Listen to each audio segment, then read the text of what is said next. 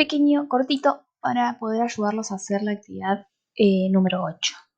Es función cuadrática, ¿sí? Tenemos que buscar las partes de una función cuadrática. Vamos a basarnos en eso primero.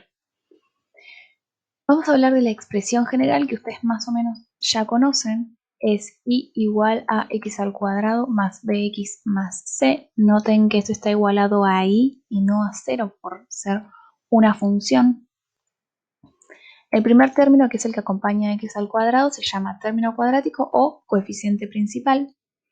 El segundo término, que es el que acompaña a la x, se llama término lineal. Y el último se llama término independiente. Es importante destacar que a, b y c son números reales y a tiene que ser siempre distinto de 0. Es la única condición que vamos a poner. Bien, el trabajo de a es indicar si el gráfico va a ser cóncavo o va a ser convexo. Y el trabajo de c es la ordenada al origen. Nos va a decir por dónde la gráfica corta al eje Y. Estas son dos gráficas que representan una función cuadrática. La primera es cóncava, porque las ramas van hacia arriba. Y la segunda se llama convexa, porque las ramas van hacia abajo. En un gráfico cóncavo, ¿sí?, tenemos que el valor de a es positivo.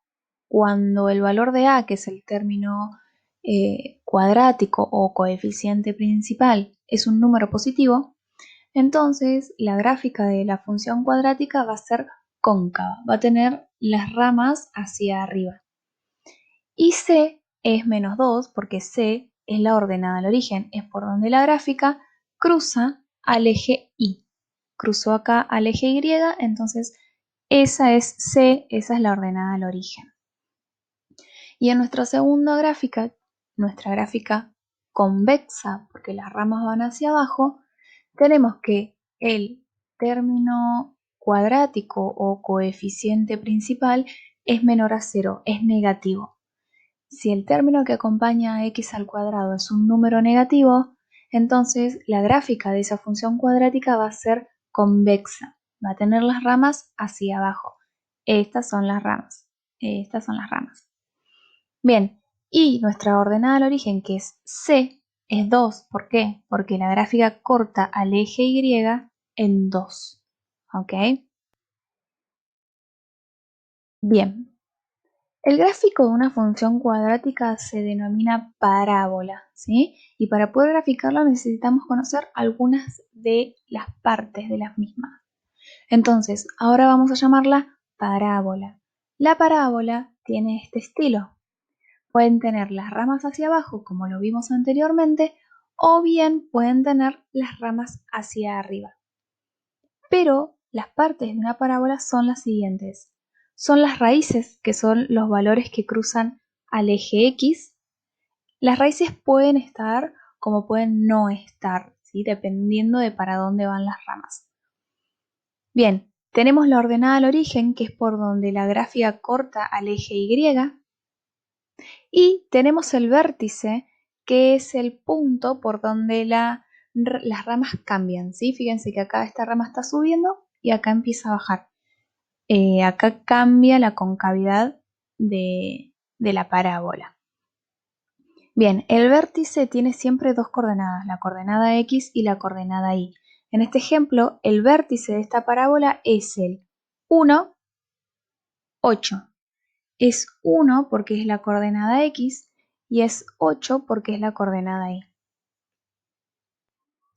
Bien, para poder encontrar las raíces de una parábola, vamos a usar la fórmula resolvente que ustedes ya conocen. Esas soluciones que veníamos encontrando en las ecuaciones cuadráticas van a pasar a ser raíces de una parábola. Después vamos a tener que buscar el vértice, que se busca utilizando esta fórmula menos b sobre 2 por a. Ese es x del vértice, y para poder encontrar la otra coordenada, que es y del vértice, vamos a tener que reemplazar ese valor en la función cuadrática. Esto va a venir en el próximo video. Y por último tenemos que hallar la ordenada al origen, pero que siempre es el valor de C, ¿sí? Si C no está es porque la ordenada al origen vale 0, por ejemplo. Bien, con esto van a poder hacer la actividad número 8.